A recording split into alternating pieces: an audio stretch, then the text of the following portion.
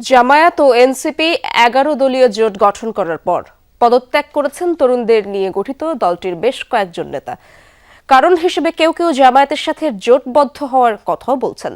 তারা মনে করেন নতুন রাজনৈতিক বন্দোবস্ত তৈরির লড়াইয়ে এখন আর এনসিপি নেই, এটা বুঝতে পেরেই দল থেকে সরে আসা।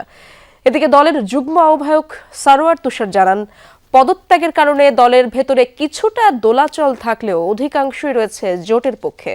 বিস্তারিত লামিয়া তিথির রিপোর্ট। বিজলি কেবলসের স্কিন কোটেড ইনসুলেশন আগুন প্রতিরোধী। বিজলি কেবলস, নিরাপদ আজীবন। আর কখনোই বিভাজিত করা যাবে না। ২৮ ফেব্রুয়ারি আত্মপ্রকাশ ঘটে ২৪ জুলাই অভ্যুত্থানে নেতৃত্ব দেয়া তরুণদের দল জাতীয় নাগরিক পার্টি এনসিপির। দলের নেতৃত্বে নাহিদ ইসলাম, সঙ্গী হিসেবে সম্মুখ সারিতে আছেন জুলাই আন্দোলনের অনেক পরিচিত মুখ। ১০ ডিসেম্বর ত্রয়োদশ জাতীয় সংসদ নির্বাচনের জন্য ১২৫ আসনে প্রার্থী ঘোষণা করে এনসিপি। বলা হয় নির্বাচনে এককভাবে প্রার্থী দেওয়া হবে ৩০০ আসনে। ডিসেম্বরের দ্বিতীয় সপ্তাহেই এবি পার্টি ও রাষ্ট্র সংস্কার আন্দোলনের সাথে জোট করে এনসিপি। আমরা অবশ্যই ৩০০ আসনেই প্রার্থী দিব। ২ সপ্তাহের মাথায় জামায়াতে ইসলামের সাথে নির্বাচনী জোট গড়ে নতুন করে আলোচনায় দলটি। এনসিপি এটা আমাদের একটি মজবুত নির্বাচনী সমঝোতা। এরপরই দলের ভেতরে এ নিয়ে মতপার্থক্য দৃশ্যমান হতে থাকে। সিদ্ধান্ত পুনর্বিবেচনায় আহ্বান জানান ৩০ নেতা। জামায়াত জোটের সিদ্ধান্তে অটল থাকায় পদত্যাগের হিড়িকও শুরু হয়। দল ছাড়ে কেন্দ্রীয় আহ্বায়ক কমিটি ও তৃণমূলের অন্তত ১.৫ ডজন নেতা। এরই মধ্যে স্বতন্ত্রভাবে নির্বাচনে লড়াইয়ের ঘোষণাও দিয়েছেন কেউ কেউ। কয়েকজন আবার নিজেকে গুটিয়ে নিয়েছেন রাজনীতি থেকে। নতুন একটি রাজনৈতিক বন্দোবস্ত, বৈষম্যহীন রাজনৈতিক ব্যবস্থার লড়াইয়ে এনসিপি আর নেই। সেই মুহূর্তে আমরা আমাদের লড়াইকে ত্যাগ না করে এনসিপিকে ত্যাগ করেছি, পার্টিকে ত্যাগ করেছি। আমরা আমাদের লড়াইটা কিন্তু ঠিকই চালিয়ে যাচ্ছি এবং চালিয়ে যাব। যে কারণে আমরা মনে করেছি যে এনসিপি আসলে এই লড়াইয়ে এখন আর নেই।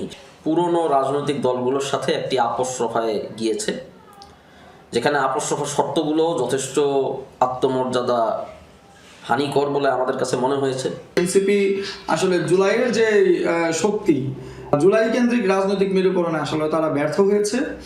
যে এই ব্যর্থতা হওয়ার কারণে তারা দুর্বল হয়েছে এবং সেই পুরনো রাজনৈতিক যে এস্টাবলিশমেন্ট, এখানে তাদেরকে নানান পর্যায়ে নানানভাবে আসলে আপোষের আশ্রয় নিতে হচ্ছে, যা নাকি আসলে জুলাইয়ের যেই আকাঙ্ক্ষা, সেই আকাঙ্ক্ষার সাথে সাংঘর্ষিক।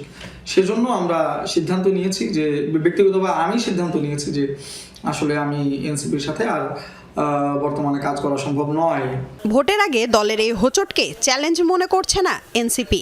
কেন্দ্রীয় নেতাদের দাবি, গণতান্ত্রিক উপায়ে সিদ্ধান্ত নেয় বিশ্বাসী তারা। হঠাৎ করে এই কিছু সদস্যদের পদত্যাগের কারণে একটা সাময়িক অস্বস্তি তৈরি হয়েছে, অস্বীকার করা যাবে না, কিন্তু সেটা আমরা সেটেল করার চেষ্টা করছি। যেহেতু তারা আমাদের দীর্ঘদিনের সহযোদ্ধা ছিলেন, এটা তো একটা ক্ষতি। এই জায়গাগুলো কখনোই শূন্যস্থান থাকে না এবং আমরা এটাকে আবার দ্রুততম সময়ের মধ্যে পুনর্গঠন করার চেষ্টা করছি। দলের অধিকাংশরা ১১ দলীয় জোটের পক্ষে রয়েছে বলেও জানান এনসিপির এই নেতা। দলের অধিকাংশ সদস্যরাই কিন্তু এই জোটের পক্ষে আছে। লামিয়া তিথি, যমুনা নিউজ, ঢাকা।